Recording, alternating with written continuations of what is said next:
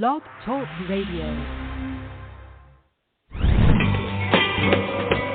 Welcome to Fearless Generations with Terry Sayer and Kelly Fox.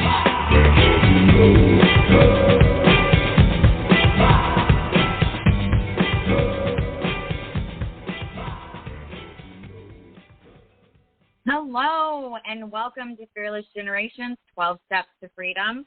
I am Kelly Fox, and we are here tonight wrapping up Step 5, Accountable, with talking about proactive behavior. And I'm super excited to get into this conversation. We have an amazing guest coach on the show tonight. I met her in October of last year, and she just blew me away with her story and everything about her. So please welcome Mandy McGowan. Hi, Kelly. Thanks for having me tonight. Thanks for being here. I appreciate it. So please introduce yourself to the audience. Tell us what you get to do and who you get to serve.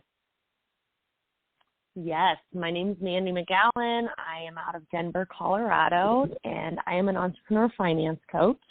I work with my clients who are entrepreneurs or really anybody with like fluctuating or unpredictable income to really understand how to navigate, manage, and build on their financial skill set so that they can have successful businesses, successful lives, create the financial independence that they're really seeking, and do it all without pulling their hair out, being like, I don't get money.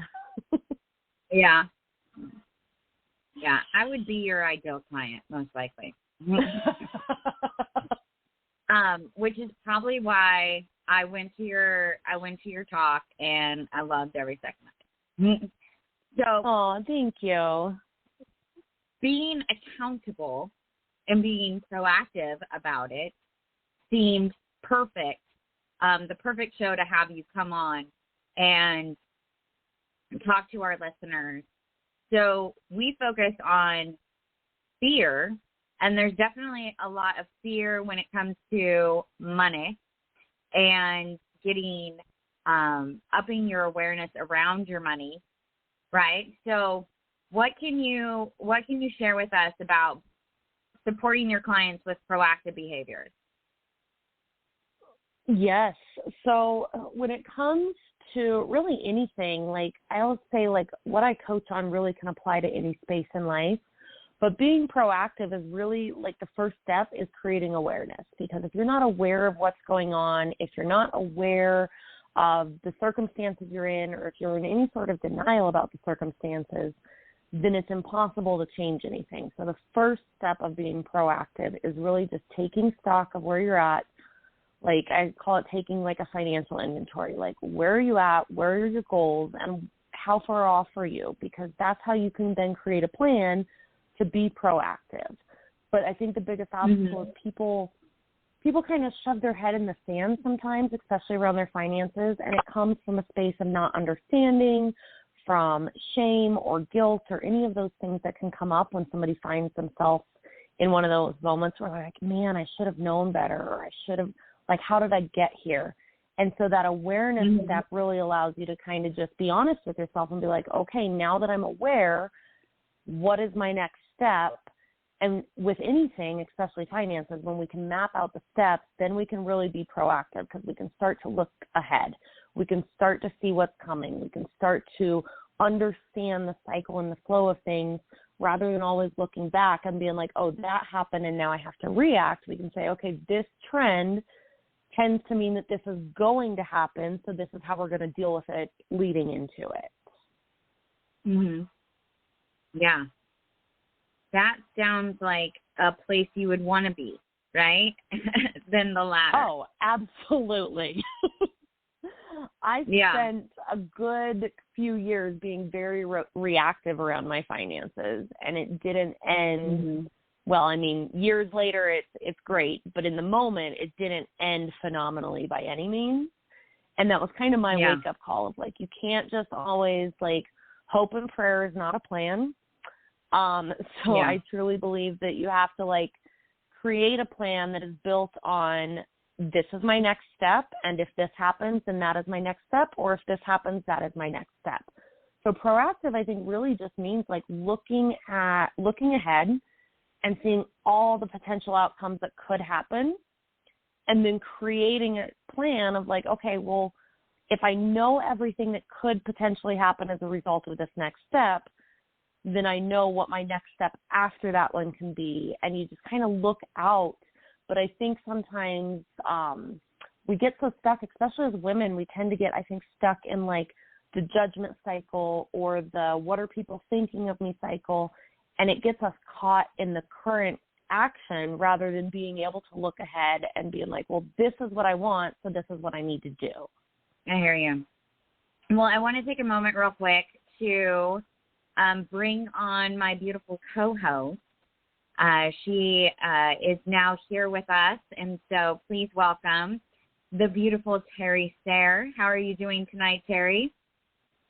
Well, I'm doing great. I'm glad I got here. I just, how time gets away from me sometimes, and enjoyed what I heard because I don't know what the initial question was or how you got into awareness, but as we know in our world of coaching and fearless living, awareness is always the first step, and how that allows us in any kind of a situation to move forward. So I was enjoying listening very much. So thank you. Well, thank you, Terry. Glad to hear it. Glad to hear it. So when it comes to, Mandy, when it comes to being accountable, what would be your first proactive behavior that you would have a client do? I think the very first thing specifically around accountability is, I kind of hit on it already, but just that, like, we have to be brutally honest with ourselves about where we're at. And I think sometimes that can be the hardest step, regardless of what you're dealing with, whether it's money, whether it's relationships, whatever it is. We have to be truthful about exactly where we are, because I think often we want to portray that we might be in a different place than we are, or even in our minds we might like trick ourselves into thinking we're in a different place. But if we're not really accountable for where we're at to start, then we can't create the plan of where we want to go. But we also can't if we're not being accountable for where we're at and how we got there, it's hard to change any of the habits or patterns or action steps we took and shift those to be proactive for a different result. Because if we continue to do what we've always done, we're going to end up in the same situation, and that's not being proactive at all. Right. Right. So say someone comes to you, they've been brutally honest, they see that there's holes in their plan or they don't have a plan at all. What do you do to help them have the stamina to make that plan? Because that's kind of where I am. I've been brutally honest with my numbers, and now I'm like, okay, well, what do I do now? So one of the very first things that I work on is starting to shift our words and our thoughts and how that all plays in. I'm a very big believer that money specifically is a very energetic thing. And when we have negative thoughts or negative words around it, we're pushing it away. And so one of the first things I do is I always ask my clients, I'm like, okay, you're going to get a journal, or I'm going to send you a journal, and we're going to start creating a money journal. And one of the things I really like to do is, like, every time you have a thought that you know is not serving where you want to be, every time you have words fall out of your mouth that is not serving the future you that you want to be in, the future financial circumstances you want to have, I'm like, we're going to shift that. And I had a coach teach me this phrase once, and I love it, and so now I use it with all my clients, but it's like, I used to believe, and we fill in the blank with the negative thought, but now I know that, and we reword the thought in the way that we want to believe it. Even if we're not there yet, we reword it in the way that we want it to be. We reword the reality the way we want it to be. There's something about shifting that piece that starts to allow people to shift just their energy around money. And then one of the other very first things I do in conjunction with that is we start to map out the possibilities. So I sit down and I'm like, what are all the ways that you generate income in your business? Or what are all the ways that money comes into your household? What's your target number that we want to be at? And then we just play with it. Like, we literally have fun. I'm like, it's literally a game right now. Just all the possibilities. Let's just put pen to paper and let's just figure out all the ways that that number could possibly happen. Even if deep down you're like, there's no freaking way, I don't believe that's possible. But let's just like play that anything is possible and map that out. Once people see that the numbers are possible and they're aware of the words and the thoughts they have around money, there's something that in that first step just kind of starts to click. And now when they see that possibility, they're like, oh, now I see what I can do to make this happen. Mm-hmm.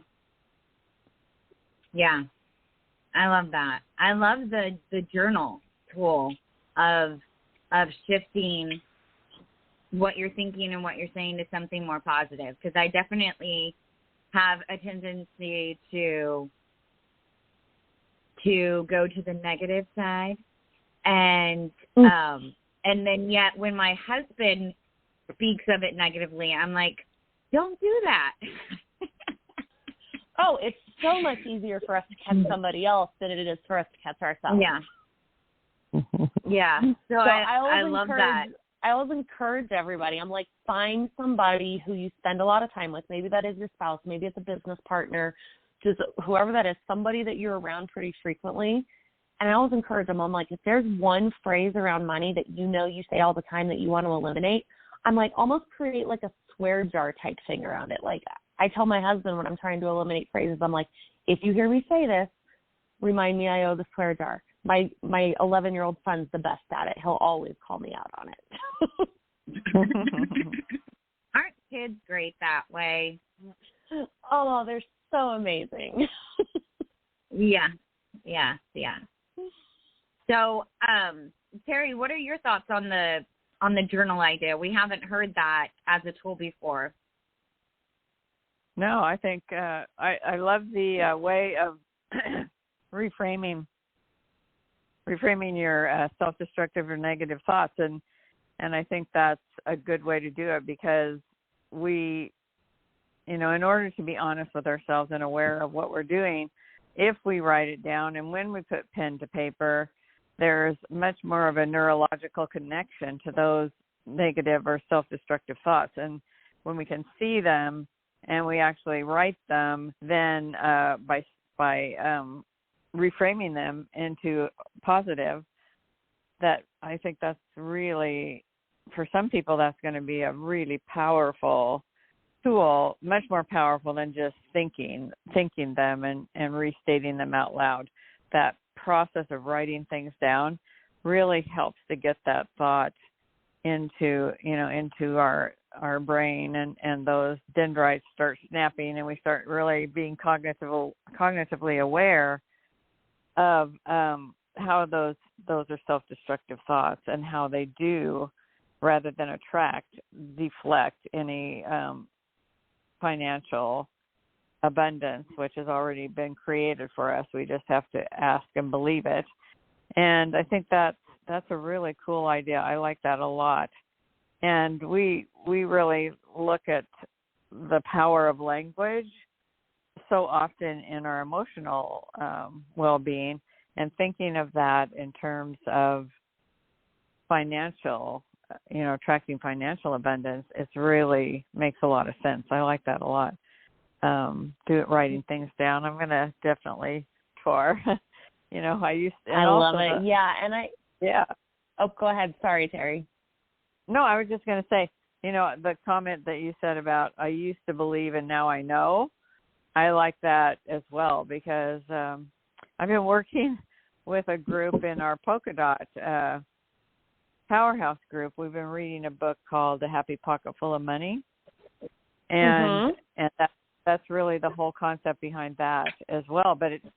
And they have you write a lot of things down, but I really like that a lot, that phrase, I used to believe this, now I know this. And that's, again, a way of changing your language from used to know, believe to know and just gets rid of that hoping and wishing that things are going to be better. It's that switch in language. And we use that a lot when we're having people, discourage themselves, have expectations of, they should do this, they need to do this, they have to do this, to intentions of I choose, I can, I want. It's kind of the same thing. There's so much power in language and the way we talk to ourselves. So writing it down is going to just add a layer to that. That's going to make it even more possible to get that into your thought processes.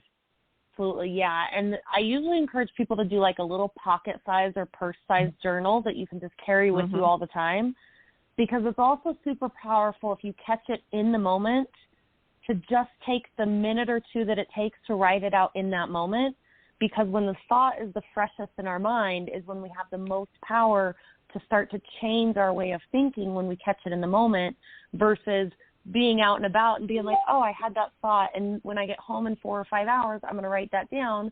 Well, if anybody's anything like me, I'm like, there's a lot that happens in my head in 4 or 5 hours, and I don't remember what that thought was. It doesn't take that long for me to forget. Sometimes it's from the kitchen to the bedroom. I forgot. Yes, I can relate. Yeah, I carry a little notebook right in my purse, and it's like, and I have several of them around my house because I forget. I'll have this, I get this intuitive hit, and if I don't write it down right then, I can lose it. So yeah, I have one in my bathroom. So when I'm brushing my teeth and getting ready, or just get out of the shower, those are the times sometimes I have the most powerful thoughts. Oh yes. Yeah. But writing them down, that's the way. Yeah, so that's the really, really powerful point, is to write them down. Yeah, and I think it's just really powerful, that phrase. I actually got that phrase from another Dot, and she's the one that taught me that phrase. And there's just something powerful about acknowledging that, like, yes, this was my truth at one point, and that's okay. But now I know that it doesn't have to be anymore, and I can make my truth what I want it to be through this process. And I think when it comes to finances, that's a piece that I think that's a piece that just seems a little out of reach for people until they start to do the work, because they're like, no, this is my reality. What do you mean I can have different? Like, this has always been my reality. But there is something about, like, once you start to shift the way you think and talk and react to money, then it allows you to be super proactive in that sense of, like, okay, if I want to generate X amount of dollars in revenue, I could sit here and hope it happens while I'm talking negatively about money and complaining about how nobody ever wants to pay what I charge. Or I can start to believe that there are people out there that are looking for me that we just haven't crossed paths yet, and they're going to graciously and happily pay me what I charge, and they're going to be the most amazing clients, and they're going to tell people. And it's this pattern of, like, whatever you want to be can be, but not until we get out of our own way with our words and our thoughts. Yeah. We have these three three foundation principles that we practice with our clients, and that is that, and it starts with you. I mean, it's about you. It's first you have compassion and grace for yourself, but you're brutally honest. You face reality, and then you take personal responsibility. And if you can, so to avoid beating yourself up, like you were talking about shame and blame, and, that we can kind of surround our financial situations in that context, or we can be honest where we are and then have compassion for ourselves, saying, yeah, I got there, but, I'm not going to beat myself up. I'm going to move forward with the personal responsibility. And that's where you develop the skills then and the tools, and you start to be aware and willing to work forward. If it's with a coach, or, we think that the best way to do that's with a coach, of course, that has the skills and strategies to help you take the next step, so that you can get to where you want to be, and you're not paralyzed by the fear or the shame or the guilt of being in that situation, whether it's a financial situation, it's a career situation, it's a relational situation. you still take those same steps, that you're going to take proactive behaviors rather than self-destructive behaviors. And you do that by having compassion and giving yourself grace, but being honest, yet really being honest, like you said, brutally honest. And then what's my personal responsibility, to take to move forward.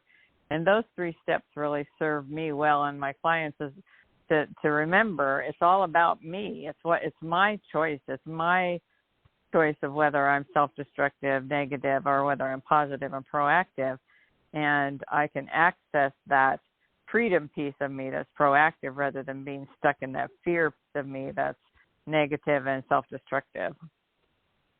Yeah, and I love that you brought that up, Terry, because one of the things that I have a lot of my clients do when I notice that they're in almost like this shame spiral or like this regret cycle, as I call it, I always talk to them and I have them acknowledge a couple things and then I have them do an exercise. But I'm always like, let's just acknowledge that the you of however long ago it was that you're like sitting in this shame space or this regret space of that decision you made, that version of you did the absolute best that they knew how to do in that moment with the knowledge they had at that time.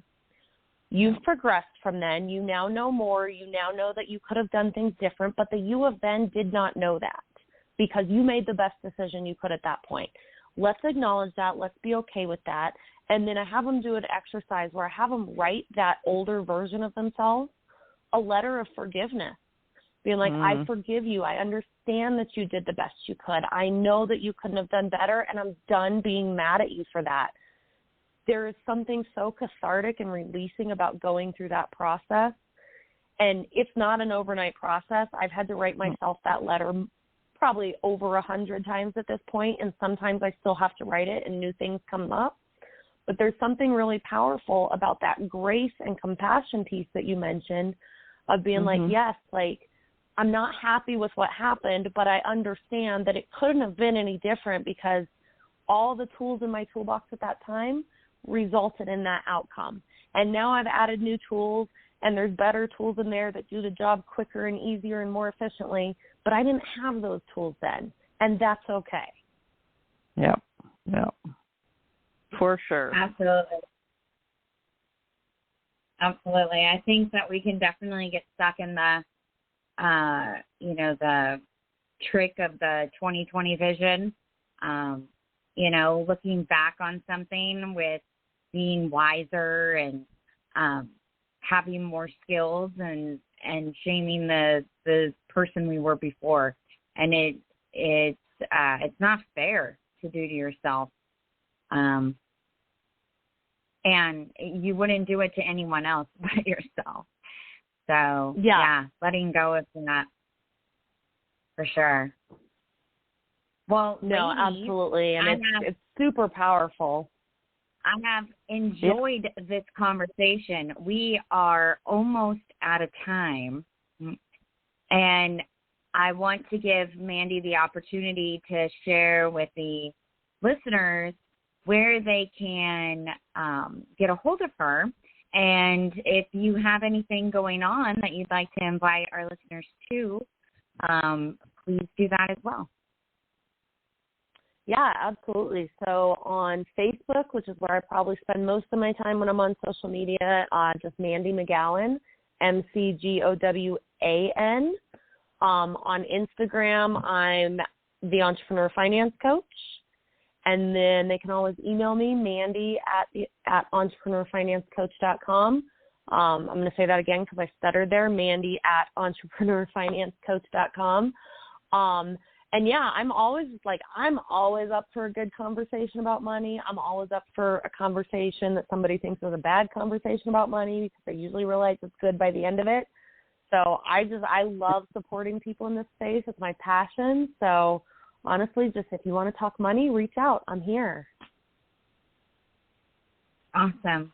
And we also invite you to share that information in our Facebook group so that people can have easy access to you and be able to contact you if they want to have that money conversation. Perfect. I will do that. Awesome.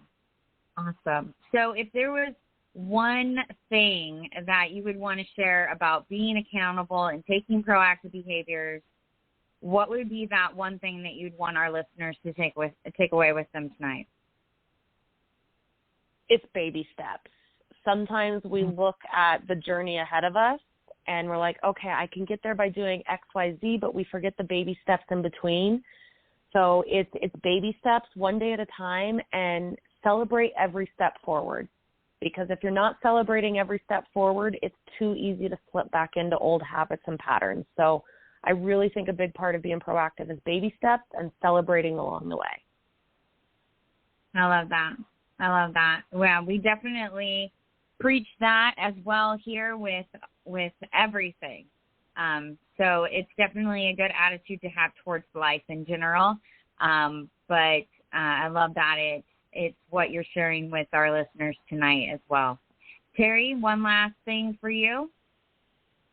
Yeah, I really want to just something that Mandy said that is so important, and that is looking back at ourselves when we made those choices that we regret, that we just forgive ourselves and let it go. I love that. I just think that is such an important part when we get stuck in in that cycle of regret and fear and shame, that we work at letting go of that and forgiving ourselves because we did the best we could. And that's kind of like seeing our innocence, it's we did the best we could.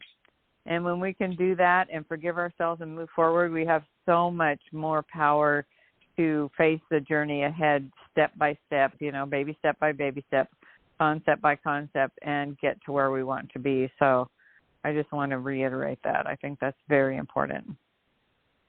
Yeah, I love that.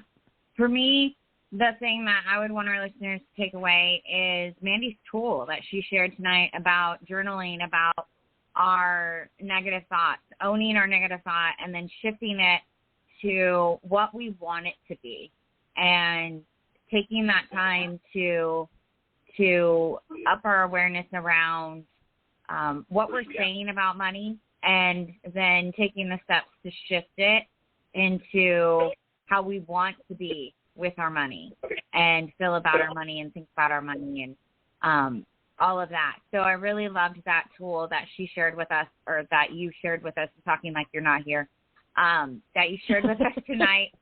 And I really appreciated you being here on the show. I know our listeners were given great information, and we'd love to have you back anytime. Awesome. Well, thank you, ladies, so much. This was so fun. Yeah, we try to make it fun, that makes it easier to listen to. That is true. Yeah. Well, we want to remind you all that the 12 Steps to Freedom were created by Rhonda Britton, the CEO and founder of Fearless Living. And if you'd like to find out more about Fearless Living, please go to fearlessliving.org. If you want to find out more about Terry and I, please go to fearlessgenerations.org. And you can find out everything there about everything we do, all the workshops that we provide to support you in knowing more about your fear, what fear is, what its purpose is, why do we have it, will it ever go away? All those questions we answer, and much more. We also have lots of tools that we want to share with you there, and check out all the workshops that we have coming up this year. We're really excited about that. Please also interact with us in the Facebook group, Get Fearless at Any Age with Fearless Generations. We would love to interact with you there. Or you can email us at kelly@fearlessgenerations.org with any questions that you have, or if you just want to connect. So we thank you so much, Mandy, again, for being here with us tonight. Terry, I thank you for being here with me tonight. Always love being together and doing what we do together. It makes me happy. So until next week, everybody, be fearless. Thank you, Mandy. Bye-bye. Thank you, ladies. Bye.